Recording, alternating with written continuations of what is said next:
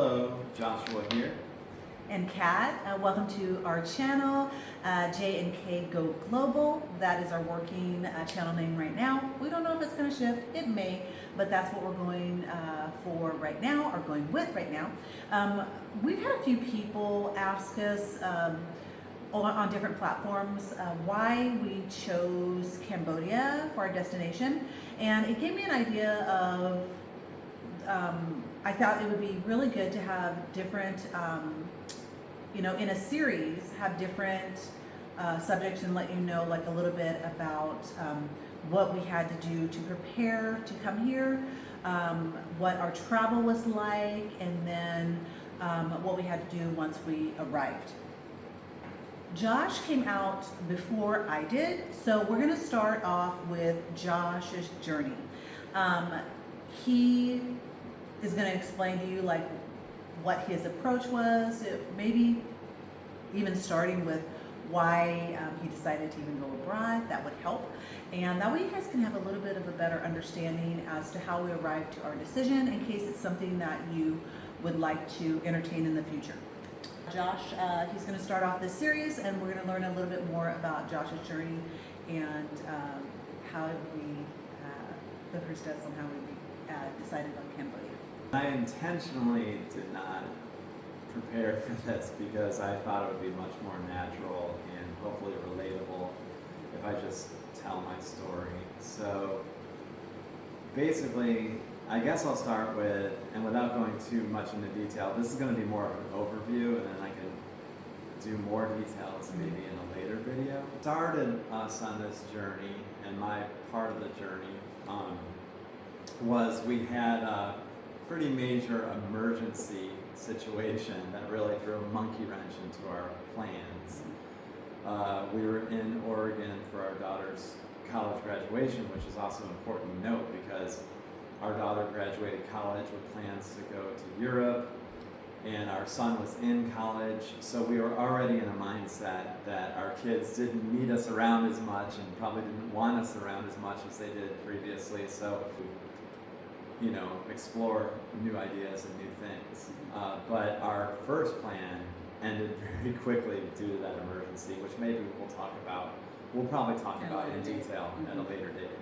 This was such an eye-opening experience that we really started thinking about our next steps and what we can do to sort of pick up the pieces and maybe, to use a cliche, turn lemons into lemonade.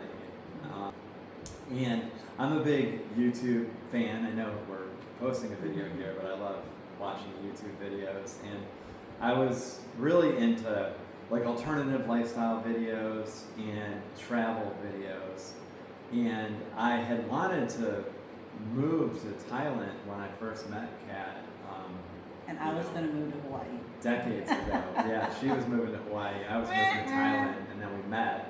And that kind of changed everything. We got married and had kids and stayed in the lower 48 for all those years. But I knew that Thailand had gotten really popular, and when I travel, I want to do things that are very different. I like to live like a local. I know that's kind of a cliche too, but I really do. I don't go and do the typical tourist things usually and just kind of hang out with other people from my country. I like to meet like local people and do things that local people do. So Thailand was sort of off the list because it has become very westernized, and sorry, no offense to anybody, but it's just not what I was looking for. So I learned that Vietnam was a big destination point, but it still was, you could get that local experience. I decided, with Kat's blessing, thank goodness, because I was doing some things you'll hear about when I start to talk about my journey. I was, because we had a business that we were still, it's a whole long story, but it wasn't where we could both leave at that particular time. It just wasn't feasible. Yeah, I kind of was scouting for us because Kat had to stay in the U.S. She was taking care of some things, but I had an opportunity to do a little scouting. So I chose Da Nang, Vietnam as my very first start, and that's based on a lot of research that I did. And so the flight landed in Seoul, Korea, and I took full advantage. I did a free tour of Seoul, and it was amazing. I had like a 20-hour layover, and I just like toured the city and then got on the plane and slept on the plane as I want to visit Korea. as I went to Nang. I know Kat, you'll hear her story later, but we tried to book her the same flight, because I had to book the flights, and it just was not, that flight was like discontinued. I was hoping she could do the same thing I did, because it was really amazing, but hopefully we can do that together sometime. One thing I did, and I'll just kind of add this now, when I traveled, there were 3 goals, I guess. I was scouting areas, meaning I was trying to find a place for us to relocate, hopefully. I was trying to live on a major budget, it's hard to describe. In another video, I'll talk to you. I know other people have done it, so it's not totally groundbreaking, but I did about as well as you could at cutting costs and still living well. So I wanted to be on a major budget, and so I don't know what 3 things I was thinking about, but definitely to explore the world, and the region that I was focused on was Southeast Asia, and to do it on a budget and to try to find a place that would work for both of us. And it's a little bit tricky because, you know, Kat and I have a lot in common, but like any couple, we also are independent thinkers, and so I had to sort of put myself in Kat's shoes too. Like, I'll give you probably the funniest example is, I really enjoyed my time in Da Nang, Vietnam, but I am not joking when I would say on average I would see at least 3 rats a day, if not more. And I'm talking every day. So my favorite cafe, which was really nice, it's not going to sound nice, but it really was amazing. Amazing people, really good coffee, because Vietnam has incredible coffee. Really good prices, just amazing, but you just had to get used to the rats pretty much running between your legs while you're sitting there sipping on coffee. Oh Lord. And Kat can't do that. Like she has a phobia. No. And I'll talk about my phobias. I had a couple phobias before I came out, but I've pretty much overcome those. I don't think Kat's overcome hers. And that's an understandable one. Most people don't like rodents. I know some people have pet rats and stuff, but most people are not thrilled when they see a rat run between their legs. And I'm not thrilled about it, but I don't have a phobia, so I was able to just kind of deal with it. But my point is, I knew that would be almost pretty much a deal breaker for Kat. Kat can't live in a city where she sees rats all the time. So there's other reasons too, but and they're pretty personal. But I can go into that in more detail. I'm trying to do an overview of my Southeast Asia scouting trip. But after 6 weeks, I decided to leave Da Nang, and my next stop was going to be Siem Reap, Cambodia, which is also kind of a trendy place to visit right now, and to move to actually. And on the way, the flight just happened to go through Bangkok. So I mentioned Thailand before, so it was my chance to see Thailand. And it was crazy because the flight landed like really early in the morning, like something like 1:30 in the morning. And the next leg was going to depart at something like 7 p.m. So I decided I'm just not going to sleep. It was crazy. I just walked around the airport for a few hours, had like a Thai meal in the airport that was actually amazing, and I have some advice for that for anybody who's going to Bangkok for the first time. And then finally, like the train was starting up for the day, so I was able to get on the train and go to downtown Bangkok and check it out, and it was amazing. But my first thought was, this also isn't the right place for us, because it felt pretty Western, like I had mentioned before, and we're looking for something new. So, but I was only there for a day, so I got on the plane that evening and went to Siem Reap, and I pulled in there, arrived there, and could tell this is a special place. Cambodia is very different. They call it the Kingdom of Wonder, and I understand that because it's just such a beautiful place, beautiful nature. The architecture is incredible. The people, I should say the people first, because the people are amazing. Like just the culture itself, like just the vibe of it. Like everybody's, lots of smiles, lots of greetings, like prayer hands, all that stuff. And people really making an effort to speak English to me, which is so generous because I should be the one learning Khmer, which is the language here. But no, it was made very easy for me, and I appreciate that because I'm not very good with language. So I was able to communicate, and I really liked it. But it was getting closer to where we had to make a decision. Kat was kind of wrapping up things in the U.S., and my visa was fixing to expire, so I had to make a decision. And what we decided together was I was going to enroll in what they call a TESOL course, TESOL, which is where you learn how to teach English to, to speakers of other languages. That's literally what it stands for. So I had to leave the country. I had to leave Cambodia because you can't transition a tourist visa to like a longer term visa. So I had to leave. I had to make a quick decision. So I went to Malaysia, which is another country I wanted to visit. I flew to Kuala Lumpur, and this all sounds really exotic, and it was, but it's also very affordable. Like the flights were, one of my flights, I think my flight from Kuala Lumpur back to Cambodia later was like $56 all in. That's an example.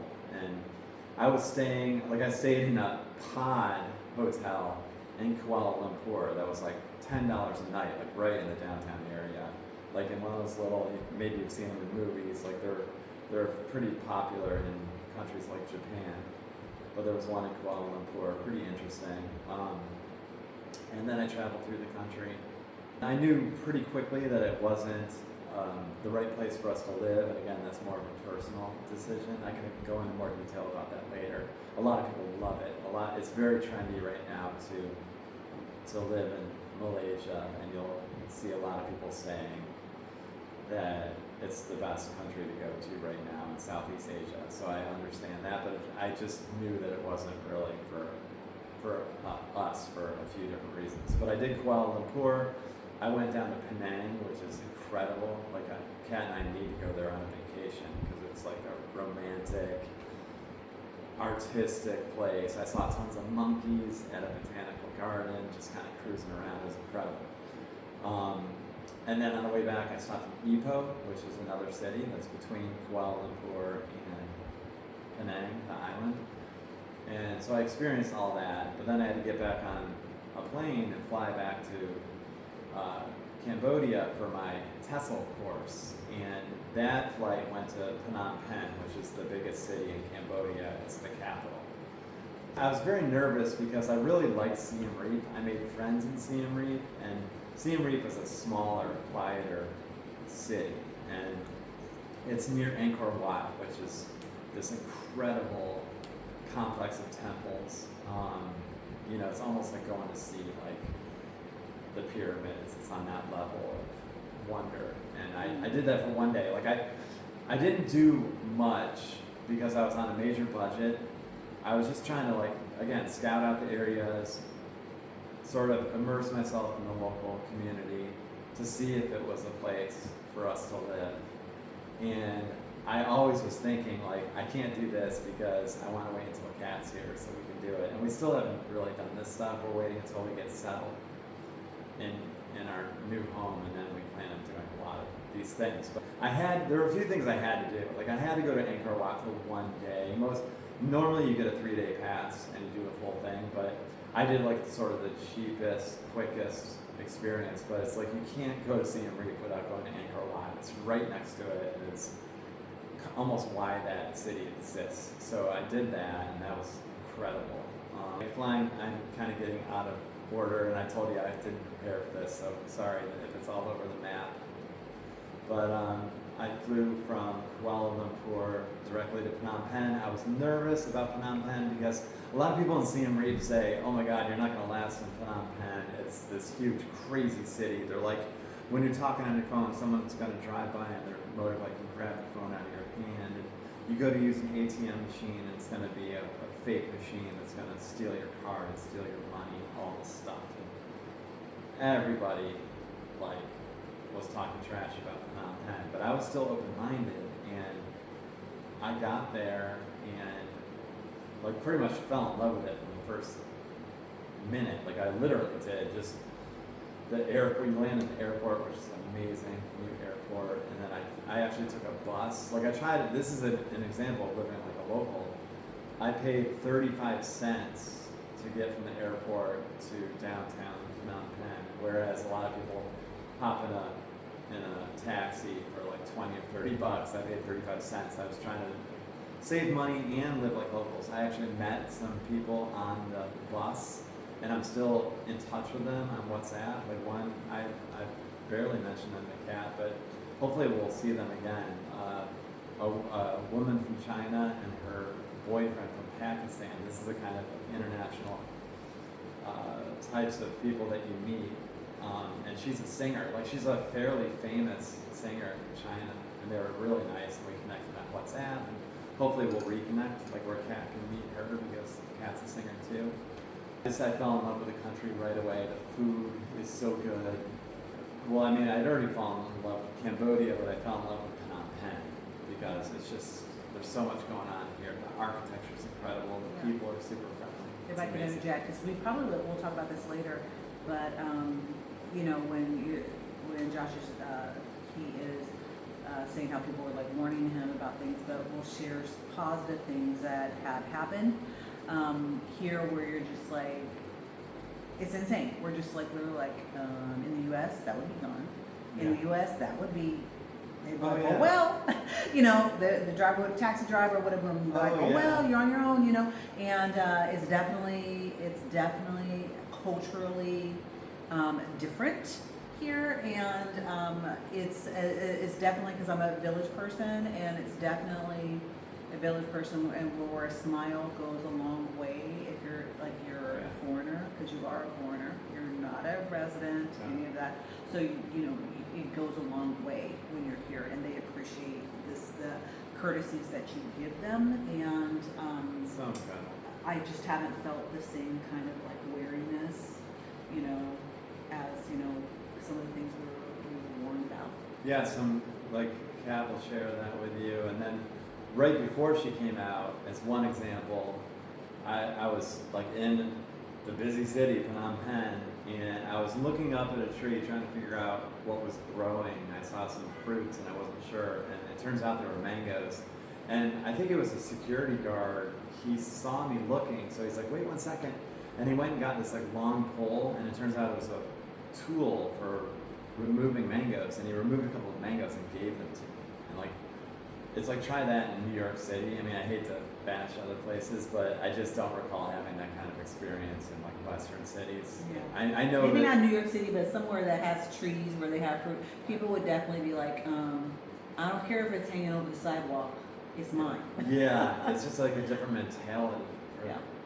So that's just one example. Kat has some good examples. I have a friend who had his backpack with all of his worldly possessions in it, and he left it at a bar in Phnom Penh, and then hours later realized he had left it and went back, and of course it was just sitting right where he left it.